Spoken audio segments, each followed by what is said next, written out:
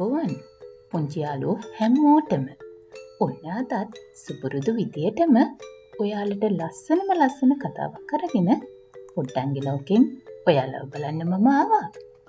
බලන්නකෝ අද කතාව ලස්සනයිද කියලා.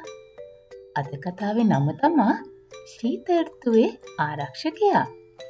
මීෂා සහ හිමවලසගේ කතාව තමා මේකෙන් මම ඔයාලට අරගෙන ආවේ. මං හිතනවා ඔයාලා හැමෝම මේ කතාවට කැමති වෙයි කියලා. ඔන්න පුංචි යාළුවනේ ඉස්සර කාලේ ගමක් තිබුණා. මේ ගමට අපිට වගේ නෙමෙයි හොඳට හිම වැටුණා. ඔන්න ඉතින් දවසක් මීෂා මේ හිම වැටෙන දිහා එයාගේ කාමරේට වෙලා බලාගෙන හිටියා. එයාට හරිම ආසයි එළියට ගිහින් සෙල්ලම් කරන්න.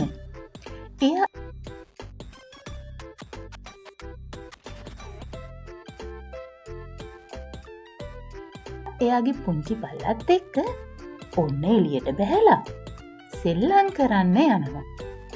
ඔන්න දැන් ඉතින් මීෂාගේ සෙල්ලම පටන් ගත්තා. හිමත් එක්ක තමා එයාගේ සෙල්ලම තිබුණේ. එයා හිම අරගෙන රෝල් කර ඉඳලා ඊට පස්සේ ඔන්න හිම්බබෙක්ව හදන්න පටන් ගත්තා. බලන්නකෝ පුංචි යාළුවනේ එයා හදපු හිමබබා හරිම ලස්සනයි නේද? මෙන්න මේ හිමබබාට පණ ඇවිල්ලා හරිම පුදුමයි නේද පුංචි යාළුවනේ? ඔන්න ඉතින් මේ පණාපු හිමබබා ගිහිල්ලා මීෂව හොයාගෙන. මීෂා දන්නේ නෑ තාම.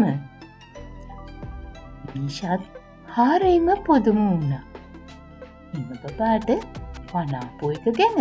හැබැයි ඉතින් එයා හරිම සතුටින් හිමබබත් එක්ක සෙල්ලම් කරන්න ගියා.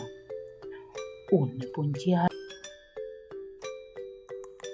යාළුවනේ හිතාගන්න බැරි විදියට හිම කුණාටුවක් ආවා. මේ හිම කුණාටුවේදී බලන්නකෝ වෙලා තියෙන දේ. හැම තැනම හිම. හැබැයි ඉතින් මීෂාගේ පුංචි යාළුවා එයාට උදව් කරනවා මේ හිම අයින් කරන්න.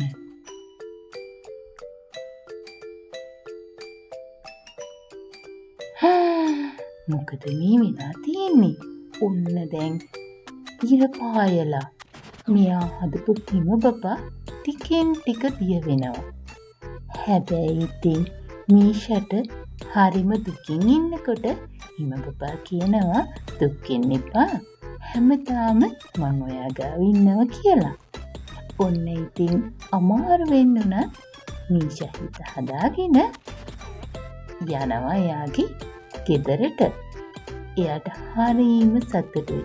වටේම මල් පිපිලා.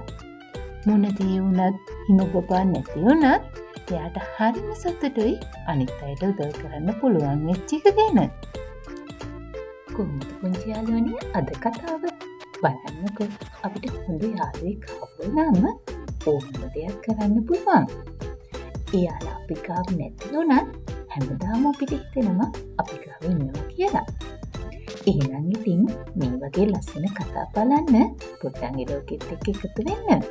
සබ්ස්ක්‍රයිබ් කරන්න අමතක කරන්න එපා. පුංචි යාළුවනේ කතා ගොඩාක් තියෙනවා. ඒවත් බලන්න. අපි ආයෙ හම්බ වෙමු. ගිහින් එන්නම්. පරිස්සමින් ඉන්න.